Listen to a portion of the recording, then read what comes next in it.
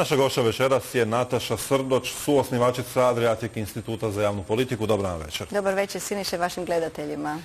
Vaš institut izračunao je da je od 2001. do 2010. godine, dakle iz Hrvatske, pokradeno 15 milijardi dolara. Kako ste došli do tih podataka? Dakle, to je analiza zapravo koju je napravio Global Financial Integrity, organizacija sa sjedištem u Washington DC-u. Mi smo sada, imamo strateškog partnera GFI s kojim ćemo napraviti analizu tokova od 1991. godine na ovamo.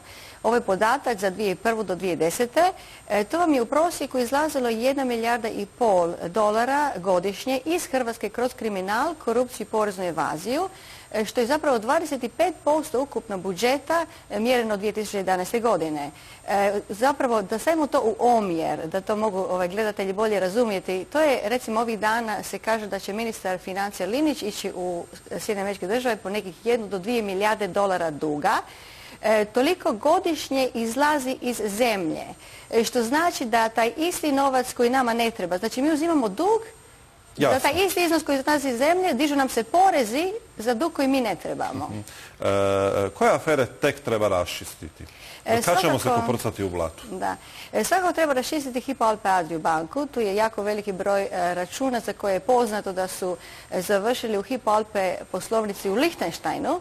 Recimo, Lihtenštajn je promijenio zakone pod pritiskom Amerike jer su vidjeli da je Lihtenštajn koristio offshore strukture kako bi zapravo sakrio poreze i omogućio američkim državljanima da izbjegnu ne samo plaćanje poreza, nego i odgode sudske naloge i vjerovnike. I u tom smislu je takav pritisak napravljen da je Lihtenštajn sada mora otvoriti knjige drugim državama gdje zemlja može zatražiti imena i iznose koji se nalaze njihovih državljana u računima, na računima u Lihtenštajnu. Ima li tamo Hrvata? Ima sigurno.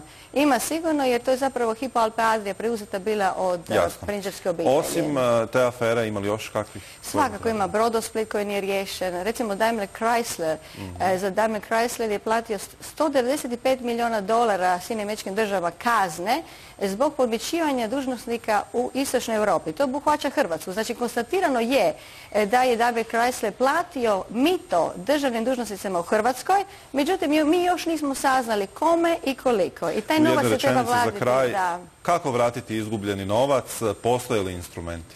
Da, postoje. Treba zapravo zatražiti od zemalja, posebno recimo sad od Lihtenštajna, Austrije i drugih zemalja, imena i iznose novaca koji su na tim računima hrvatskih državljana. Posebno zapravo treba obratiti pažnju na to da se u svim ovim aferama koje sada pratimo, da se oduzme imovina, znači svim onim političarima i njihovim, recimo, rodbinskim partnerima. Dobro, to se radi sada automatizmom, USKOK sjedne na imovinu, blokira sve. Ne radi se zbog čega? Ne radi se jer se traži dokaz akta, znači korupcijskog akta. Ne treba postojati dokaz o korupcijskom aktu, već jednostavno čista činjenica da netko posjeduje imovinu iznad svojih mogućnosti je dovoljna da se ona oduzme i ako se ne može dokazati da je ona stečena na legalan način, ona se može prodati i uplatiti u Hrvatsku riznicu. Hvala vam puno na dolasku u Treći dnevnik. Hvala lijepo i vama, Siniša.